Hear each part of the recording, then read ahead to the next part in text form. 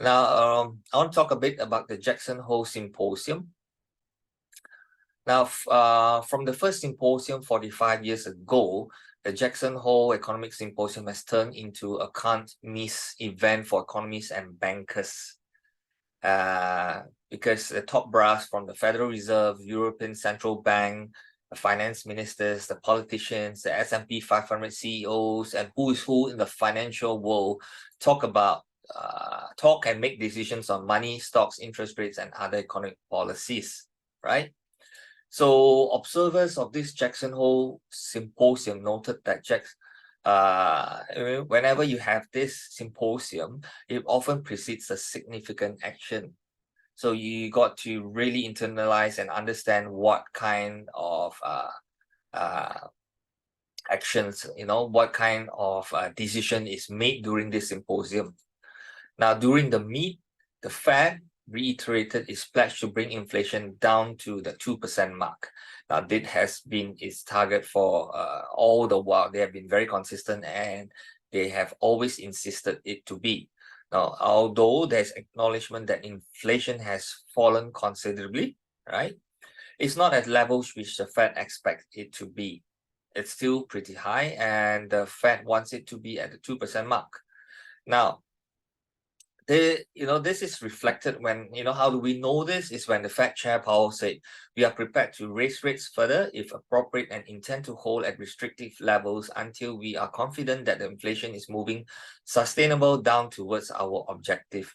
Now, this is something I think is crucial, very crucial, because why I want to say that is because this wordings over here has been the same since day one. Whenever they've been rising, and then everybody thinks they are going to cut rates, and before that they were pausing rates, they were using the same language.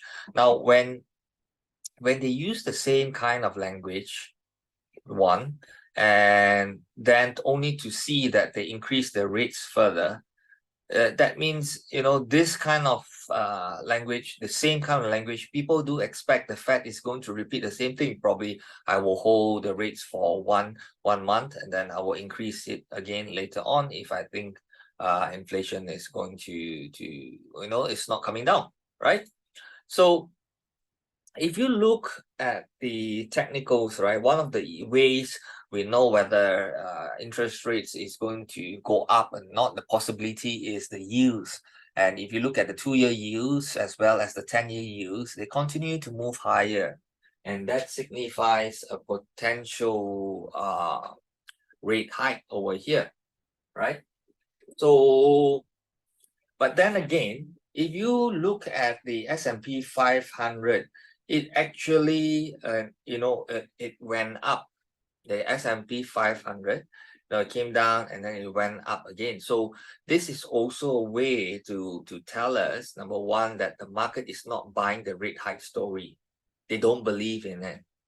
And the market expect Powell to be really hawkish, but he was hawkish, don't get me wrong, but not to the point where they were expecting that hawkishness to be.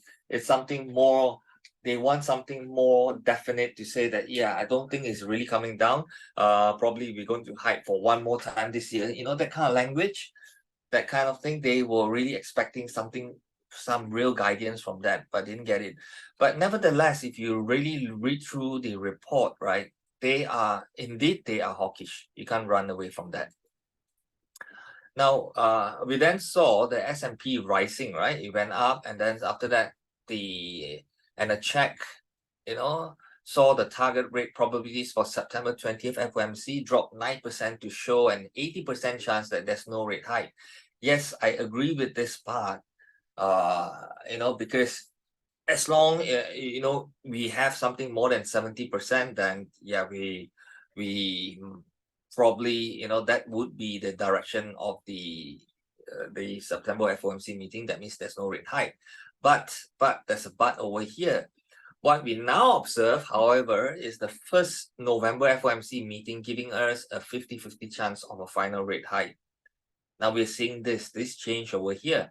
And this can be seen from the table. as you can see, 80% chance there's no hike, right? Right now, no change. But when it comes to the November one, it's like a 50% chance that we might see a rate hike.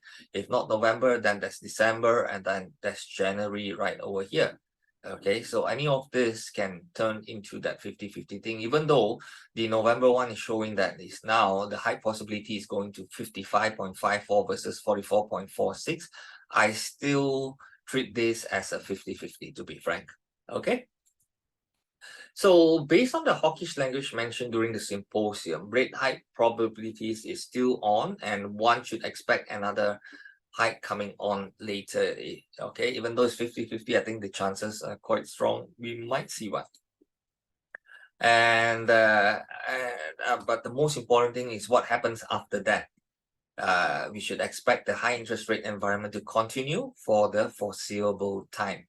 So that is one part that we need to really understand. Okay, so the August job report this week and the core PCE would be crucial to those seeking for clues on the rate decisions. Yeah, if we get something something higher than the 0.3, probably if we hit a 0.4, 0.5, and then August job reports, we cross again the 200K mark, I think you would see that 50-50 chance actually move up much higher, maybe 60-40 kind of thing. Okay, so this going forward, this data, let's collect them and then we will digest it later on, right? So that's the fundamentals for this for today.